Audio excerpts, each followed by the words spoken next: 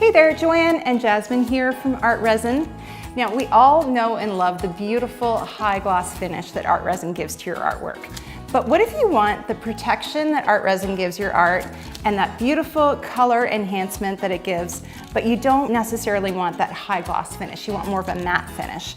Well, Jasmine and I have been doing a little experimenting, and today we're gonna walk you through step by step how to do it. So Jasmine's been busy preparing lots of artwork here to show how to get the matte finish, so she's gonna walk us through step by step. Yeah, so here's what a piece looks like.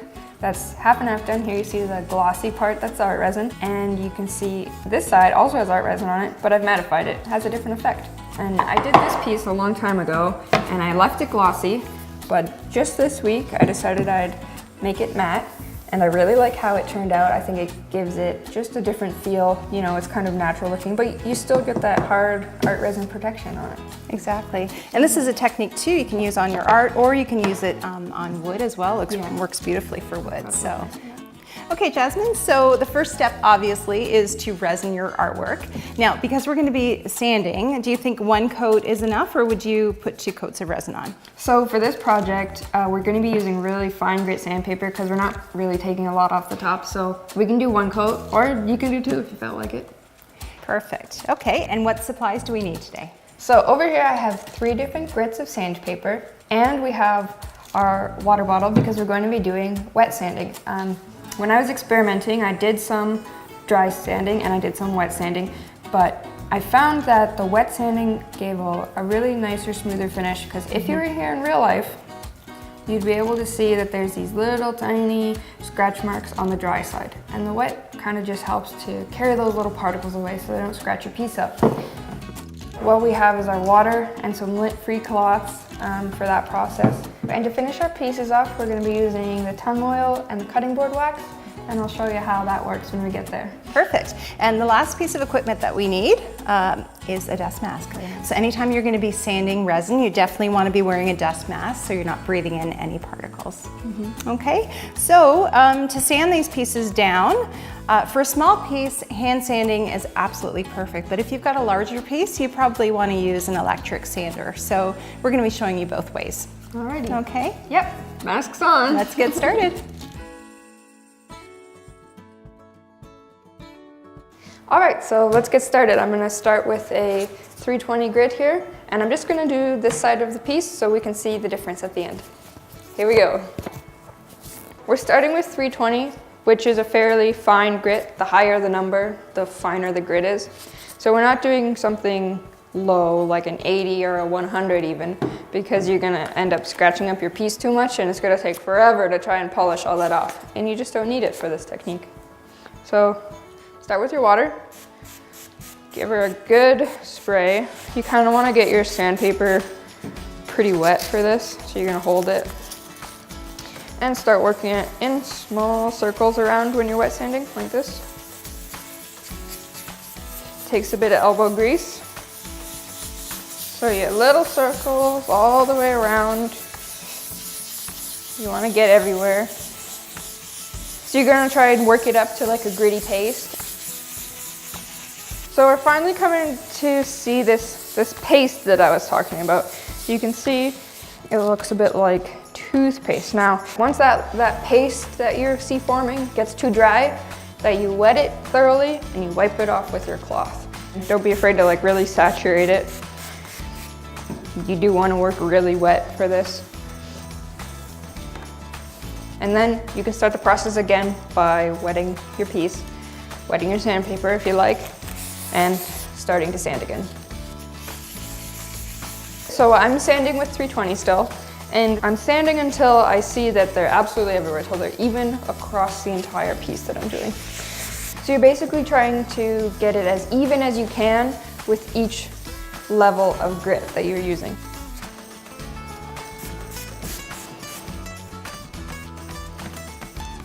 Okay, so now I'm gonna go on to our 600 grit, which is the second highest that I'm using today. So then I like to keep sanding until I have it as even as I could possibly get it with the 600 before I move on to an even higher grit.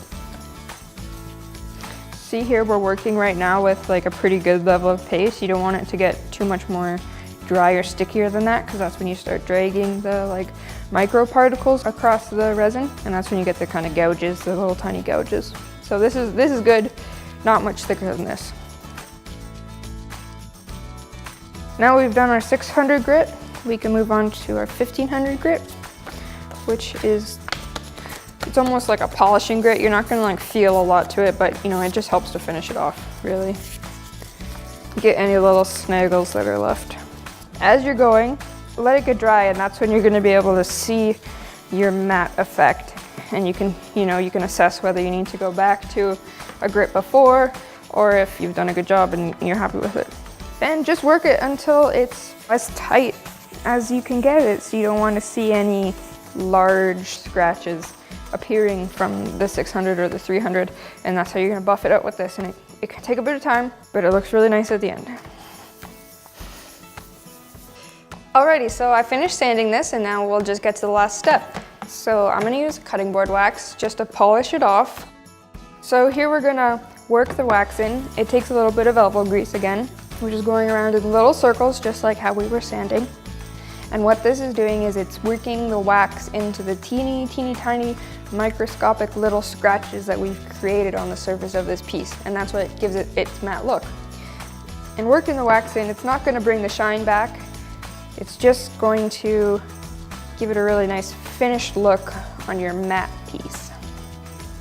So now you're gonna take your clean cloth that doesn't have any wax on it, and you're gonna keep it, you know, keep it quite fluffy in your hand, and you're just gonna wax off.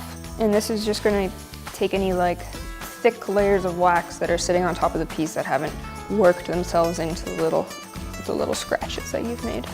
And once that's done, you can repeat the process if you want to, or you can call it good. And there you have it. You have a matte finish on your ArtResin piece. So with the electric sanding, it's pretty much exactly the same process. So you're gonna be making your way from 320 grit up to 600 grit, up to 1500 grit. And in between each grit, you're gonna be spritzing it down with water and then wiping it dry, and then spritzing with water, wiping it dry. You're gonna repeat that probably 3 or 4 times per grit. So don't forget to hold your piece up to the light to make sure you haven't missed any spots with the sander.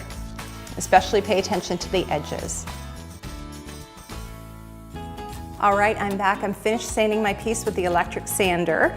I wish you could feel how soft this is. It's absolutely beautiful. So it's got a great matte finish, and my last step now is just to finish it off. So you can use an oil, you can use a wax.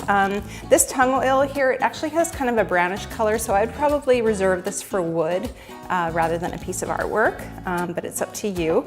I'm gonna use this cutting board wax. You can use furniture wax as well. I like the cutting board wax because it is for cutting boards. I know it's non-toxic, and we're all about non-toxic here at ArtResin. So this is what I'm going to use. I've got my lint-free cloth here. Okay, so I'm just gonna wipe it on my cloth and then very gently rub it in. So we're just gonna keep rubbing it in until we get the matte finish that we're looking for. All right, I think I'm done. So you can see the difference here between the matte side and the glossy side. Hopefully you can pick that up. They look fantastic. They both look fantastic. So there you go, 2 different options for an ArtResin finish. All right, that's it. I think they turned out really great. Joanne, yours looks super soft and buttery. Thank you, and yours looks fantastic as well. Thanks.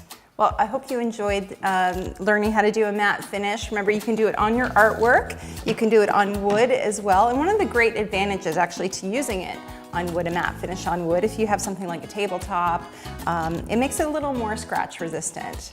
The matte finish kind of hides the scratches a little bit more. So that's a handy tip for doing a table with wood.